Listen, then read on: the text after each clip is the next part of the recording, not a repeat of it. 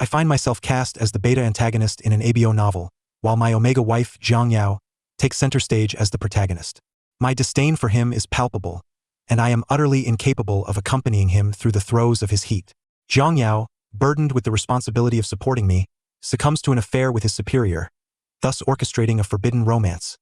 However, the narrative takes an unexpected turn. Each day, Jang Yao clings to me with an affection reminiscent of a cat seeking warmth, leaving no room for suspicion of infidelity. In fact, he even contemplates ensnaring me with the notion of parenthood. With tears glistening in his eyes, he implores, "Darling, shall I bear you a child? Just look at me. Love me, please." The sheer terror of the proposition nearly drives me to consider sterilization. Later, he ingests a pill, forcing himself into a state of heat, and a sweet, intoxicating pheromone envelopes me, laden with desire. Very well then, my love, let us create a little one together. I shall love our child with the same fervor I hold for you. 1. The rain outside intensified, and the sound of a door opening echoed from the entrance. I realized that the pivotal moment of my wife's affair with the protagonist, Shen, had arrived. This is an ABO novel, and I unexpectedly met my demise, only to open my eyes again and discover I had been transported into this narrative, assuming the identity of the scoundrel. A voice informed me that as long as I adhered to the storyline, I would be granted an opportunity for rebirth. Thus, I followed the plot and entered into an arranged marriage with the protagonist, Jang Yao. However, after our union, I faced entrepreneurial failure. The blow left me reclusive, spending my days gaming while relying on Jang Yao's income, my temperament deteriorating further. My insecurity led me to incessantly nitpick Jang Yao's faults, expressing disdain towards him. Moreover, as a beta, I was incapable of accompanying Jang Yao, an Omega, through his heat. While love can conquer all adversities, reality often resembles a disheveled mess. It was then that the legitimate suitor, Shen, appeared, rescuing the wounded Jang Yao and marking him as his own. Now, it was my turn as the scoundrel to follow the script. I decisively cast aside the game controller and strode out of the room with an air of arrogance, too lazy to even don my shoes. But it mattered little, for the house was adorned with soft carpets. Approaching the entrance, I noticed Jang Yao's startled expression upon seeing me, and I caught sight of the protagonist, Shen, standing behind him. Shen exuded a noble aura, his stature tall and imposing, with deep-set eyes that radiated a quietly commanding presence. Truly, he embodied the essence of a protagonist. Jang Yao's beautiful eyes flickered with surprise, followed by a hint of discomfort and a trace of concealed joy. "Darling, why are you out here? Were you coming to get me?" I lifted my chin dismissively, retorting, "You're overthinking it. Who is he?"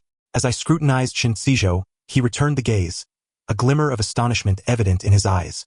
I was clad in a black silk cat-patterned nightgown, my tall figure pale from a lack of sunlight. My appearance was striking, with an air of disdain and arrogance in the corners of my eyes, while a tear mole at the corner offered a subtle allure. Barefoot on the cream-colored carpet, I resembled a piece of white jade. Jang Yao's gaze deepened as he knelt to touch my foot, his expression gentle. "It's a bit chilly. You should wear socks at home. This is our new boss, Shen. The rain outside is pouring heavily." He brought me back, but his car happened to run out of gas, so he's borrowing a place to stay for the night. "Mr. Shen, this is my husband, Chan Yuan. What nonsense about a car running out of gas? If it were true, he wouldn't need to take a taxi back. It was merely an excuse to woo Jang Yao." I stepped on Jang Yao's hand that was touching my foot, dismissively saying, "Mind your own business." Jang Yao lowered his gaze submissively, allowing me to step on him, his hand unconsciously squeezing mine, his fingers delicately caressing. My foot tingled, prompting me to retract it and glare at Shen. "Then let him sleep in your room. He's not allowed on my sofa." "I am hungry." I was being generous, allowing them to share a bed. Before Jang Yao could respond, Shen spoke first. "Do you and your husband sleep separately?" Jang Yao's expression darkened slightly. I scoffed coldly, fully embodying the persona of a cad. "I have no intention of sleeping with him. Whoever wants to sleep can. We haven't done anything. Did you hear that, Shen?" Jang Yao is pure. I haven't touched him. Shen raised an eyebrow, seemingly taken aback by Jang Yao's situation at home.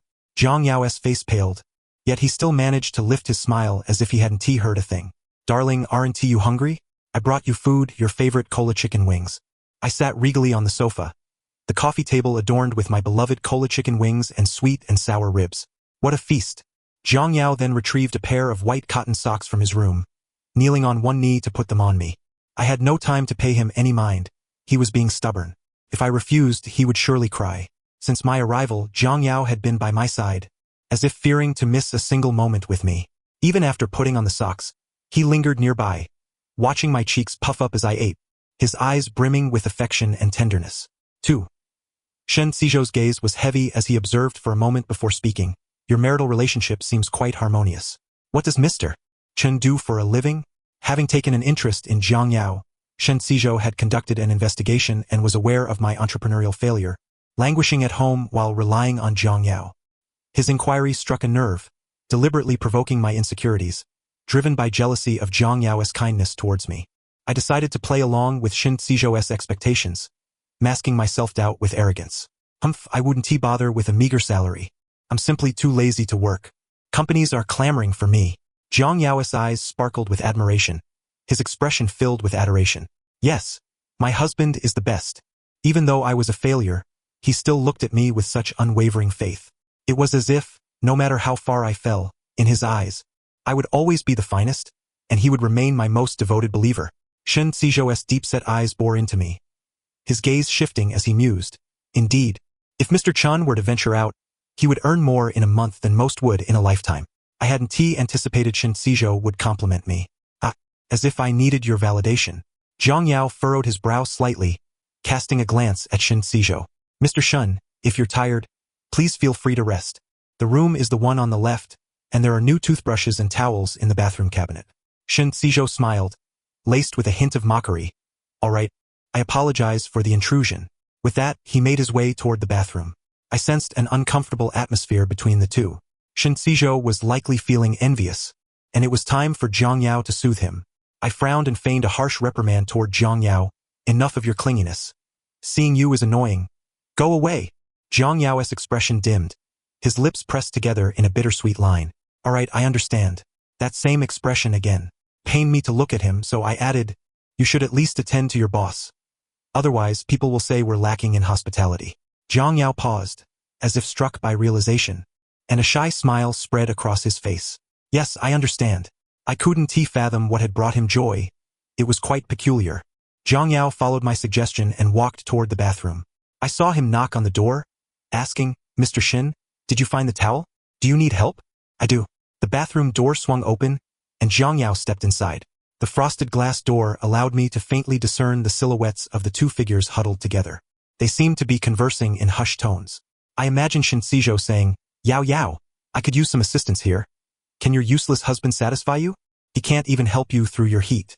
Jang Yao, embarrassed and angry, would retort, No, Mr. Shen, please maintain your decorum.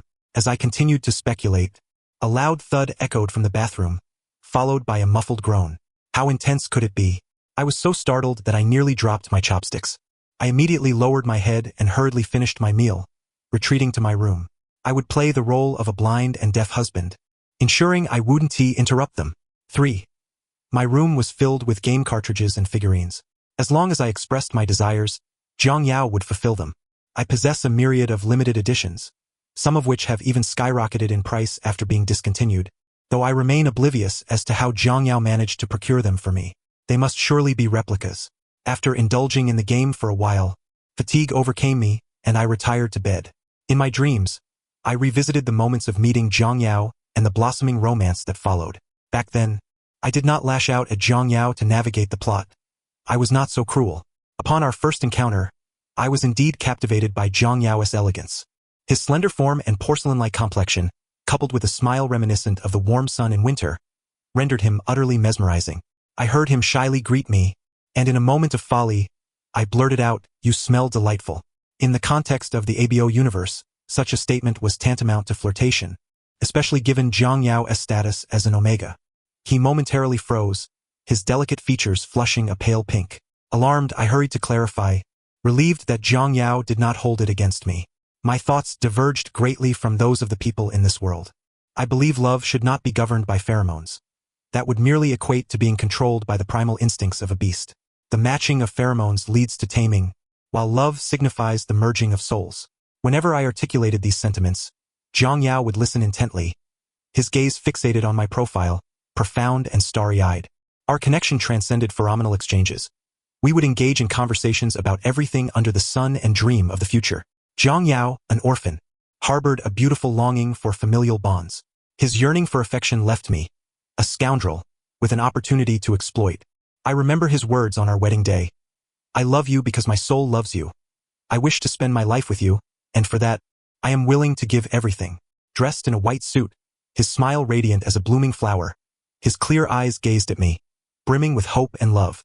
I was momentarily stunned, my pupils dilating as thoughts of retreat consumed me.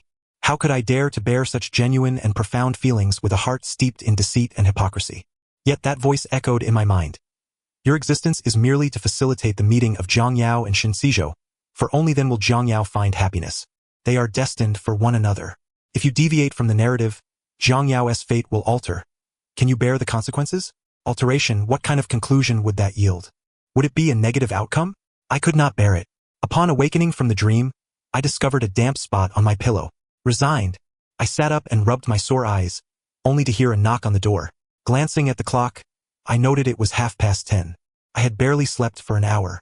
After 2 knocks, the door swung open to reveal Jang Yao, clutching a pillow, standing at the threshold.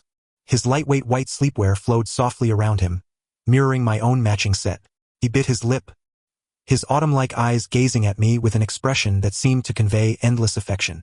Darling, may I sleep on the floor of your room? He asked, his demeanor tinged with a hint of grievance. My heart nearly softened, and I turned my face away to scold him. No, you should return to your own room. Upon hearing my words, crystalline tears cascaded down his cheeks, his delicate eyelashes quivering. He looked utterly pitiful. The sight of the tear-streaked beauty silently gazing at me spoke volumes without uttering a word. My defenses crumbled immediately. I turned onto my side under the covers, exasperatedly muttering, Fine, go ahead and sleep. I can't be bothered with you. Yet, as I lay there, it struck me that Jang Yao might be doing this deliberately, knowing that I could not bear to see him cry. Jang Yao curled up on the carpet beside my bed, gently whispering, Good night. I didn't need to look at him to know the longing gaze he cast my way. Perhaps after a brief slumber, I was no longer fatigued. I lay with my eyes closed for about 20 minutes before finally feeling drowsy. However, I soon heard rustling sounds from Jang Yao's side, accompanied by faint breaths. He seemed to have sat up, and then my blanket shifted as a hand slipped beneath it. I jolted awake, turning in shock to face him. Jang Yao's face was flushed with an unusual hue, his eyes brimming with a raw and unadulterated desire. Breathless and fragrant as orchids, he murmured, Darling, I feel so uncomfortable. Will you help me, please? He grasped my wrist, and upon witnessing his state, I immediately understood the cause. Omega's heat cycle. No wonder the original plot had Jang Yao crossing boundaries with Shen tonight. It was due to Jang Yao entering his heat. Shen had seized this opportunity to mark Jang Yao. Jang Yao had long been reliant on suppressants, and without a partner to soothe him, his heat was brief yet tumultuous. He was unaware of when it would strike, hence he always carried suppressants with him.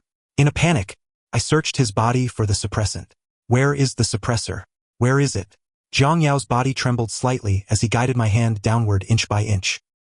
His skin was feverishly warm, the tingling sensation causing his lashes to flutter, and his gaze, heavy with affection, enveloped me, laced with innocent temptation. I don't want the suppressants, darling. I only want you. I was taken aback, gritting my teeth as I swiftly withdrew my hand. I'll get you the suppressants. With that, I exited the bed, intending to leave. Yet, Jang Yao embraced me from behind, warm tears cascading onto my neck. He pleaded, his voice breaking with a sob. Darling, will you let me bear your child? Just look at me. Love me a little, will you? Do you love me? I beg you. His voice trembled, infused with endless longing and desperation, as if he sought to win back his husband's heart through a child. The warmth of his tears burned against my neck. I gritted my teeth and pushed Jang Yao away, firmly stating, Jang Yao, don't you understand? I no longer love you, and nothing you do will change that. I clenched my fists, forcing myself to utter those words. I had even contemplated a sterilization procedure for tomorrow. I feared the disruption of the narrative, worried that he might not find his way to happiness. Jang Yao's eyelashes fluttered, his gaze momentarily faltering, and tears streamed down his pale cheeks, fragmenting his composure. His fingers twitched, reaching out as if to touch me, only to retract in hesitation. I retrieved the stored suppressants from the cabinet in the living room and returned to administer the injection to Jang Yao. He sat on the bed, staring blankly at me, his eyes hollow yet profound. He remained still, allowing me to proceed with the injection. Once it was completed, as I turned to leave, he grasped my clothing. Feeling the pull, I halted and looked at him. "Darling, where are you going?" "It's time to sleep." He offered me a slight smile, as if nothing had transpired, creating an overwhelming sense of dissonance. No matter what I did to him, he continued to smile and embrace me with acceptance, unwavering in his love. I pressed my lips together and shook off his hand. "This room is filled with your scent. I can't sleep here. You should sleep alone and not come out." Although I am a beta and cannot detect pheromones, I loathed the way his essence permeated the room. Jang Yao appeared somewhat flustered, yet I strode out, relinquishing the room to him. The living room was somewhat chilly. As an Omega, it was far more comfortable to sleep in bed under such circumstances. Just as I was about to lie down on the sofa, I encountered Shen emerging from his room. With an air of composure, he filled a cup with water and took a sip. I had no intention of engaging with him, yet he initiated conversation.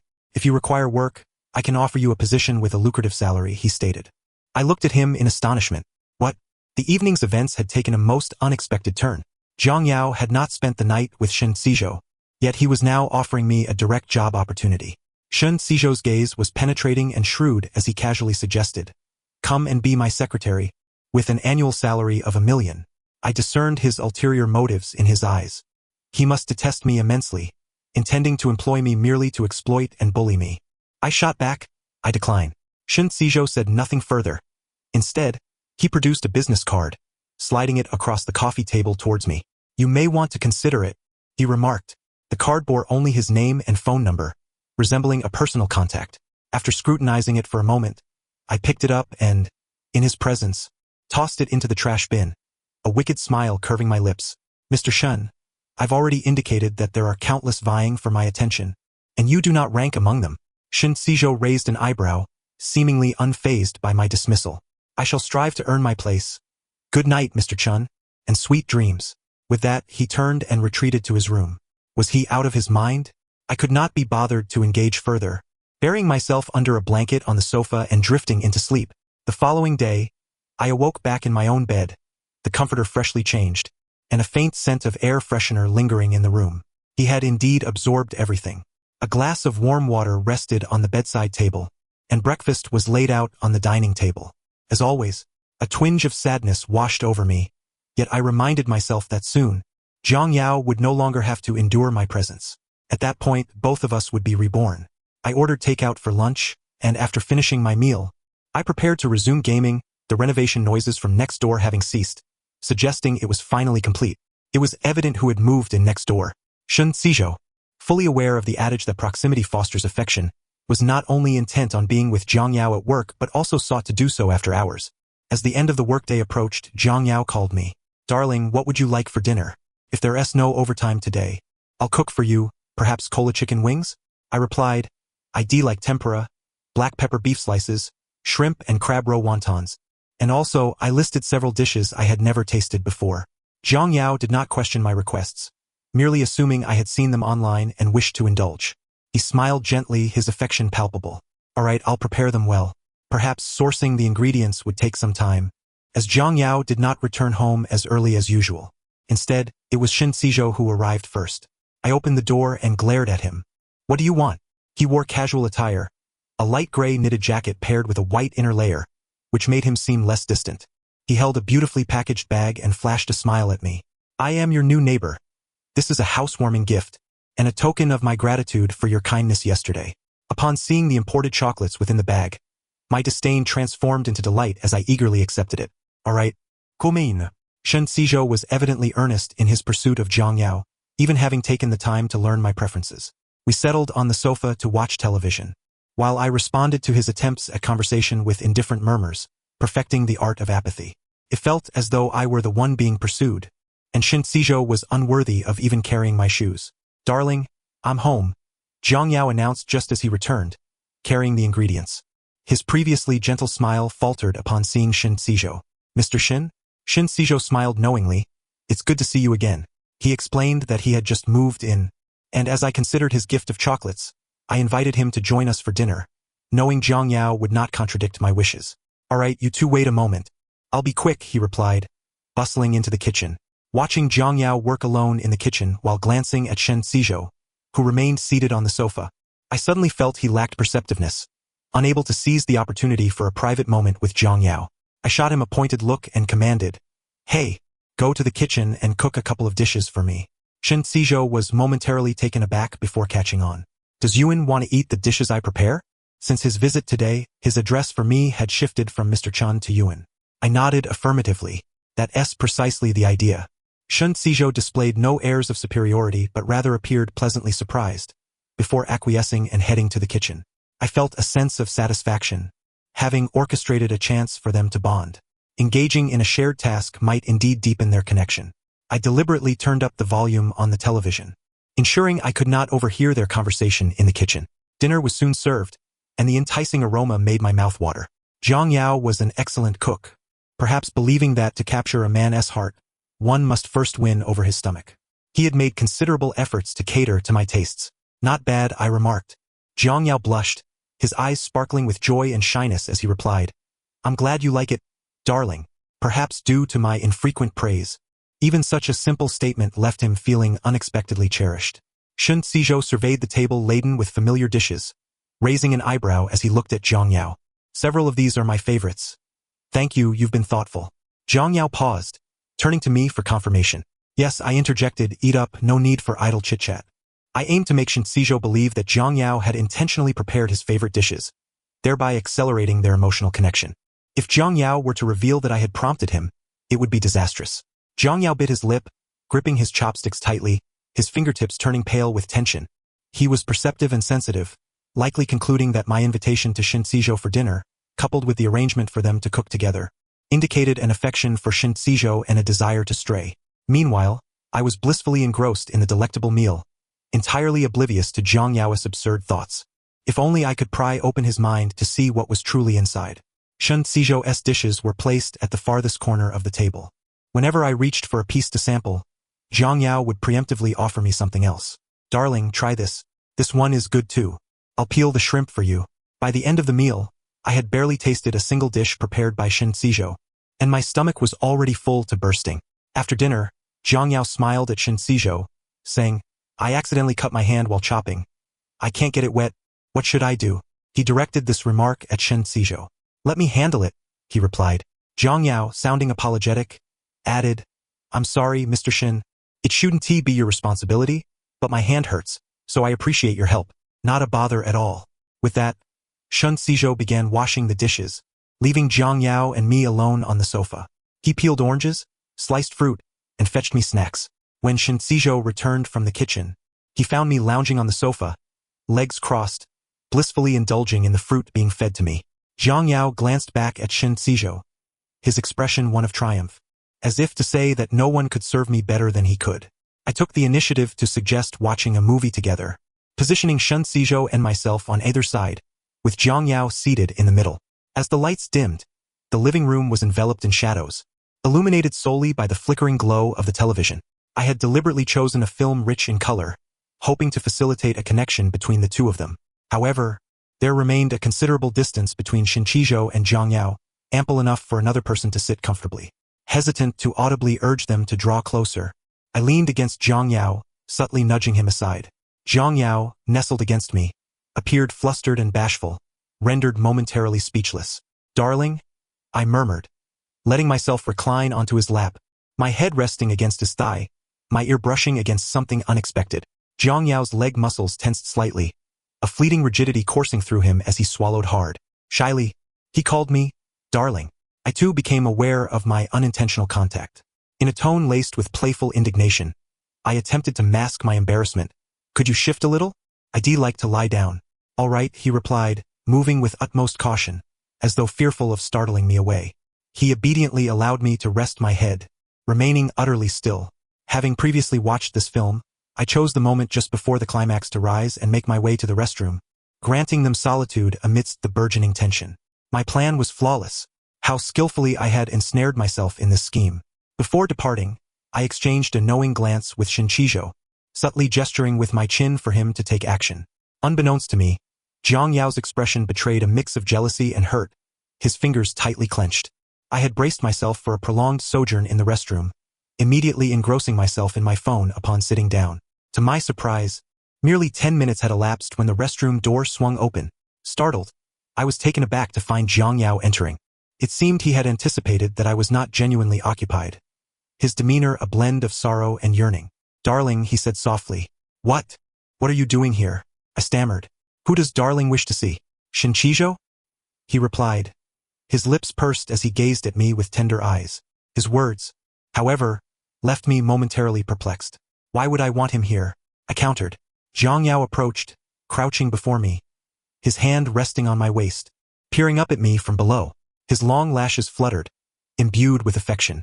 "Darling, I would do anything for you, and I would do it well. Please don't harbor feelings for anyone else." My mind reeled, and before I could articulate a response, he had drawn closer, his face mere inches from mine. His soft, moist lips were tantalizingly close. I let out a muffled sound, my body involuntarily bending toward him, electrified by the proximity, my hands bracing against the wall as I widened my eyes in disbelief. He held my gaze, unblinking, his eyes glistening with desire. "Jang Yao," I exclaimed, pushing against his shoulder, but the pressure on my core restrained me from acting impulsively.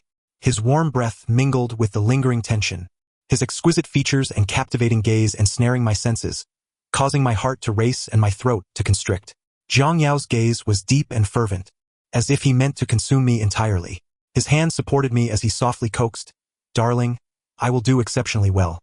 You cannot have Shinchijo. Only I am wholly yours, and you belong to me. Regardless of how you appear, I cherish everything about you and am willing to devote all that I have for you." I was utterly stunned. Jang Yao leaned against my legs, his beautiful face adorned with a shy yet gentle smile, gazing at me with longing. Felt like a surreal, sensual dream, the heavy breaths and his soft whispers painting the most vivid colors of a fantasy. After Jang Yao had finished, I felt an overwhelming urge to reprimand him. "Spit it out." "You." Jang Yao, undeterred, swallowed hard, his expression unchanged as he continued to smile at me, eager for my approval. "Darling, I did well, didn't I?" I was left utterly bewildered. In the aftermath of this encounter, I realized I had been exceedingly foolish. I had thought I was playing matchmaker, only to find my assumptions had led to a monumental misunderstanding. Jang Yao believed I had developed feelings for Shinchijo, interpreting my earlier gestures as an invitation for Shinchijo to pursue me. Consequently, Jang Yao had swiftly sent Shinchijo away before following me. Recognizing my error, I resolved to make amends. With Jang Yao's birthday approaching, I proposed we dine out together, offering to make the restaurant reservations. Jang Yao was elated. "Darling, I am so happy, thank you." Perplexed, I questioned, "What is there to thank me for, simply for sharing a meal?" Jang Yao nodded, then bashfully shook his head. "Thank you for celebrating my birthday with me." I pursed my lips, dismissively replying, "You're so easily pleased over something so trivial." Jang Yao gazed at me, his eyes brimming with warmth, nearly overwhelming me. "Every moment spent with you is significant." I was taken aback, a sudden ache gripping my chest, my throat tightening as I forced myself to look away. On Jang Yao's birthday, which fell on a Friday, I prepared roses and a candlelit dinner, inviting him to join me after work. His joy was palpable. Ever since I had shared the news, he had been in high spirits, particularly today. His gaze upon me was more fervent than during our initial courtship, as if he believed our relationship had mended, and I had reconsidered my feelings. Yet, when he arrived at the restaurant, at the table I had indicated, he found not me, but Shinchijo. Meanwhile, I remained concealed in a corner, watching them. Both appeared momentarily stunned. I had deceived them. I had told Jang Yao I would celebrate his birthday with him, while assuring Shinchijo that we were both there for Jang Yao's special day. I witnessed Jang Yao pull out his phone to call me, but I had already switched mine off in advance. Just then, a waiter approached, inquiring if we were ready to order. Jang Yao replied, "Not yet. We are still waiting for someone." The waiter, puzzled, asked, "The reservation was for two. Is there someone else?" At this point, Jang Yao should have pieced everything together. All my previous actions suddenly made sense. I was shoving him away, pushing him toward someone else. The color drained from Jang Yao's face as he smiled knowingly. "No, there is no one else. Let it be as it is." "Very well," the waiter acknowledged. I watched as they sat down together for dinner, a breath of relief escaping me. Yet Jang Yao's hesitance and subdued demeanor, coupled with his ultimate concession, weighed heavily on my heart, suffocating me. I pressed my hand against my chest, desperately stifling the dull ache. I repeatedly told myself that this was for the best. Jang Yao would find his own happiness. Perfect conclusion. I too would emerge anew. Our paths were destined to diverge. Seeing this scene unfold, I returned home with a sense of relief. However, lying in bed, sleep eluded me. Eventually, I heard a sound at the entrance. Jang Yao had returned. I listened as his footsteps approached my door and then halted. My heart raced, and I feigned sleep, hoping he would inquire about my absence. Yet the footsteps faded into silence, lingering far too long without a sound. Jang Yao seemed to stand at my door for an eternity, doing nothing. No knocks, no words, not even an entrance. After what felt like 10 minutes, I finally heard footsteps again, retreating. I blinked in surprise, opening my eyes to the closed door. The sounds faded away, and I could no longer hear them. I found it hard to fathom what he might have contemplated during those silent moments before my door and why he chose to remain mute. I bit my lip, burying my head under the covers. Perhaps Jang Yao had grown disillusioned with me, thus deciding to give up. Perhaps that was a blessing. The following day, a cup of warm water sat by my bedside, and breakfast awaited on the table. Jang Yao was incredibly gentle and considerate. Despite my treatment of him, he continued to care for me, still asking what I wished to eat before he left for work. I sat on the sofa, watching television while waiting for Jang Yao to return from work. In truth, I was hardly focused on the screen. It was only when the sound of the door opening broke my reverie that I snapped back to reality. Jang Yao entered, carrying a bag of groceries, and her gentle smile graced her lips. "I'm back, darling. Are you hungry?" I pressed my lips together, replying, "Not really." She didn't inquire about my absence the previous day, and her demeanor towards me remained unchanged, as if nothing had transpired. He had eagerly awaited this moment for so long, basking in joy each day as he professed his love for me. He had even purchased beautiful new clothes, filled with anticipation for our time together. Yet it seemed he had forgotten. The more serene and tender he became, the heavier my guilt weighed upon me, and my heart ached with a fine, persistent pain, as if it were being sanded down, slowly and cruelly. I would have preferred if he had struck me or confronted me with accusations. Anything would be better than this. Before heading into the kitchen, Jang Yao paused and turned to look at me. My body tensed instantaneously, my hands clenched, bracing for his judgment. However, he merely smiled gently. "Oh, by the way, darling, I bought the ingredients you mentioned last time. Should we invite President Shen to join us for dinner?" I instinctively nodded, sure. Jang Yao smiled, his expression unfazed. Great. I found myself momentarily taken aback. It seemed Jang Yao's relationship with Shen Shizhou had improved. Occasionally, he would inadvertently purchase Shen Shizhou's favorite foods and even invite him over for dinner, preparing his preferred dishes. Everything was unfolding according to my expectations. Indeed, they were the protagonists, destined to be together. With just a little push, they would unite. How splendid. Soon, I would be able to depart, and perhaps even be reborn. Jang Yao would find happiness in accordance with the narrative. A true win-win situation. I refrained from uttering any hurtful words to Jang Yao and often found myself silently observing him. After all, I would no longer have the opportunity to see him. Jang Yao seemed to notice as well. I hadn't displayed any anger and even willingly spent time with him. I had prepared a divorce agreement with my lawyer, planning to leave with nothing. I had already signed it and tucked it away at the bottom of my wardrobe, waiting for Jang Yao to decide he wanted a divorce. This would simplify matters. However, I never anticipated that the first thing I would hear would not be Jang Yao expressing a desire to divorce me, but rather the news of him collapsing at work.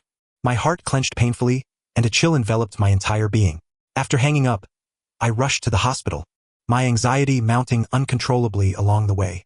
Upon arrival, I saw Jang Yao lying in bed with his eyes closed, his complexion pale.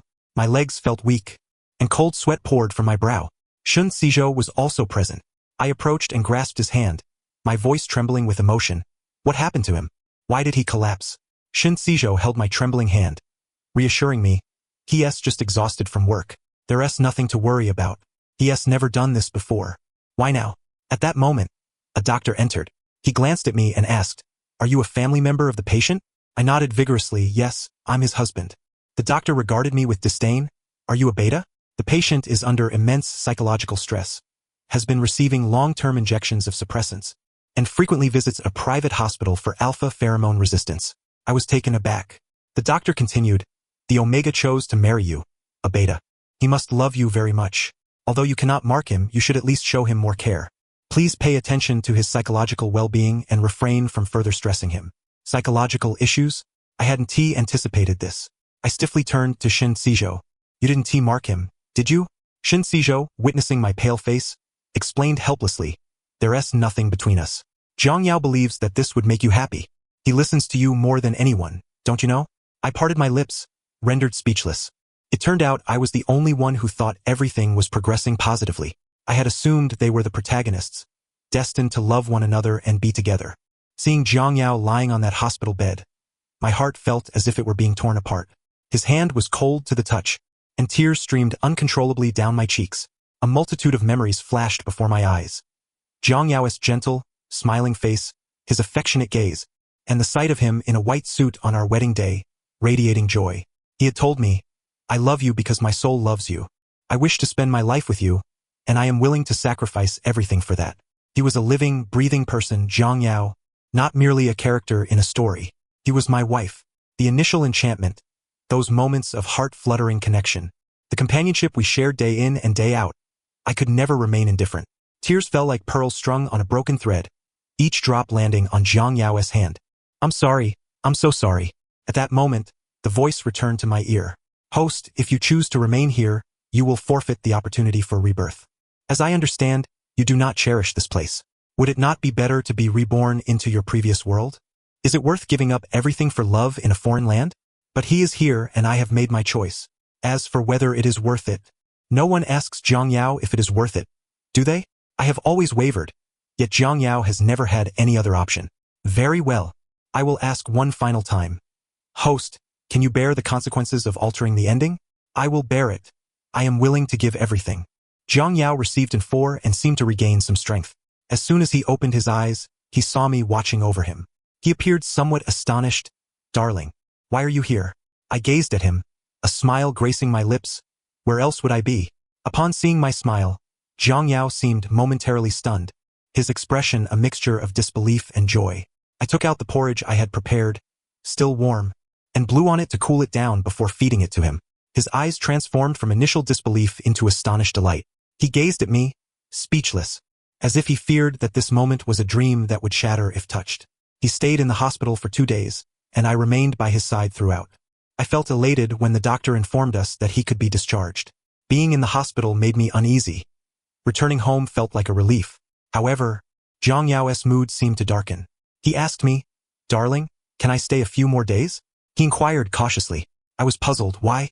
He bit his lip, his expression somewhat unnatural, because I feel like I'm not quite well yet. I surmised the reason behind his feelings. He believed that my kindness stemmed from his illness, hence his reluctance to return home. I pressed my lips together, feeling a pang of sadness. Jang Yao, can we go home first? I have something to discuss with you. Jang Yao hesitated slightly, his fingers gripping the blanket tightly before obediently nodding. I was uncertain what thoughts raced through his mind. But once we returned home, I intended to clarify everything. Upon arriving home, I led Jang Yao to my room. Seeing him bite his lip as he looked at me, I suddenly felt shy. Yet more so, I felt a deep ache in my heart. I said, from now on, we will sleep together. This room has a large bed. Jang Yao's pupils constricted at my words, suddenly lifting his gaze to meet mine. A mix of astonishment and confusion flashing across his face, followed by sheer joy. Really? I nodded. Indeed. You can rest here for now. I'll go fetch your belongings. There is nothing more effective than taking action. I turned to his room to gather his things. His room was smaller than mine, with gray sheets and a tidy wardrobe, every decor sharp-edged. The color scheme was cool, somehow at odds with his gentle disposition. However, I paid it no mind, for there exists no decree dictating who should prefer what. I first placed the neatly folded clothes into a bag, preparing to take them over. My wardrobe is quite spacious, capable of accommodating the garments of 2 individuals. Upon returning to my room with the bag in hand, I was taken aback to discover that the wardrobe door near the head of the bed was ajar. Jang Yao stood there holding a white document in his hand. I was momentarily stunned, my pupils dilating as I instantly recalled what that document was. At that moment, Jang Yao fortuitously turned his gaze toward me. I had never seen such an expression on his face. His eyes met mine, devoid of emotion, yet the intensity of his stare enveloped me, creating a suffocating sense of pressure. Divorce? Does my husband wish to divorce me? No. Haven T. Please allow me to explain. This is from before. He calmly interrupted me. Are you attempting to deceive me once more? I will not be misled again. I was left speechless, as if 1,000 needles had pierced my throat, rendering me incapable of uttering a single word. Jang Yao set down the divorce agreement and approached me, his demeanor tranquil, yet I felt an overwhelming weight bearing down upon me. Ultimately, he bypassed me and retrieved a small white pill bottle from the dresser in the living room. He nonchalantly placed a pill in his mouth. My instincts warned me that it was something sinister. What are you taking? Is that medication prescribed by a doctor? Upon hearing my words, Jang Yao glanced at me, pausing momentarily in his motion to twist the bottle cap, before opening it again to consume another pill, followed by a sip of water to swallow it down. His movements were elegant and natural, as if he were engaged in an entirely mundane task. The effects of the medication kicked in swiftly. I noticed Jang Yao's face flush, reminiscent of his periods of arousal. Yet he remained silent, seemingly awaiting the full onset of the drug's effects. A sudden realization washed over me, and I rushed forward to snatch the pill bottle from his grip. It bore no label, clearly indicating its dubious nature. What have you ingested? Spit it out at once. What if it harms your body? Jang Yao offered a gentle smile, leaning his head against my shoulder. Is my husband concerned for me? Is he worried I won't be able to sign the divorce agreement? I attempted to push him away, but he held me tightly. Whispering in my ear, he said, if I'm pregnant, my husband cannot divorce me immediately, can he? If my husband does not like me, then does he not have affection for the baby? I was taken aback, astonished at the nature of his thoughts. Jang Yao, please calm down. I have undergone a vasectomy. It's futile. I'll call an ambulance now. Don't be afraid. In truth, I had not undergone a vasectomy. I merely said so to prevent Jang Yao from acting impulsively. Jang Yao fell silent for 3 seconds before suddenly breaking into a low laughter. A vasectomy? Does my husband dislike me so much? Very well then, let my husband help me conceive a little baby. I will love him just as I love you. My mind momentarily malfunctioned, unable to process Jang Yao's words. The medication had already taken effect, and without further ado, Jang Yao lifted me and carried me toward the bedroom. I had never known an Omega could possess such strength. Jang Yao's kiss, imbued with fervent warmth, pressed against my back, his lips grazing my neck in tender caresses. His heated breaths sent ripples of shivers coursing through me. Jang Yao murmured in my ear, divorce? Can my husband survive alone? How will he manage without me? With such a face, how does one live? What if he encounters bad people? They won't be intimidated by your anger. They will only become more exhilarated. Have you shed tears? My husband looks so beautiful when he cries. Such blushing remarks left me incredulous that they emanated from Jang Yao's lips. Silence? Do not speak. Jang Yao was adept at this. He claimed to have dreamt of it countless times. His cheeks flushed as he eagerly inquired, Husband, did I perform well? Will you praise me? Husband, do you like it? Shall I adorn myself with beads? It will be more pleasurable for you. My perception of Jang Yao was once again transformed. Trembling, I covered his mouth with my hand, sobbing breathlessly. You dare. Do not go. I felt as though half my life was at stake. If he truly went through with it, it would be catastrophic. In truth, I harbored no particular concern over who took which role. I was simply a bit taken aback. Nevertheless, I was quite open to the idea. Having decided to be together with him earnestly, such matters would inevitably arise. Later, I earnestly explained to Jang Yao all that I had experienced, offering my apologies. His tears fell in an instant. He declared he would no longer believe me, though in truth, he did as soon as I spoke. I celebrated his birthday anew, adhering to his wishes in preparation, gifting him a delightful evening. He lacked a sense of security and desired to take the lead. I acquiesced. Life stretches long ahead of us, and I am not accustomed to making promises, but my actions spoke volumes. Jang Yao frequently asked me, do you love me? No longer did he pose the question with subservience. Rather, he inquired with joyful anticipation, fully aware of the answer. I love you. I love you even more. The end of the tale. Thank you for listening. Until we meet again in the next story.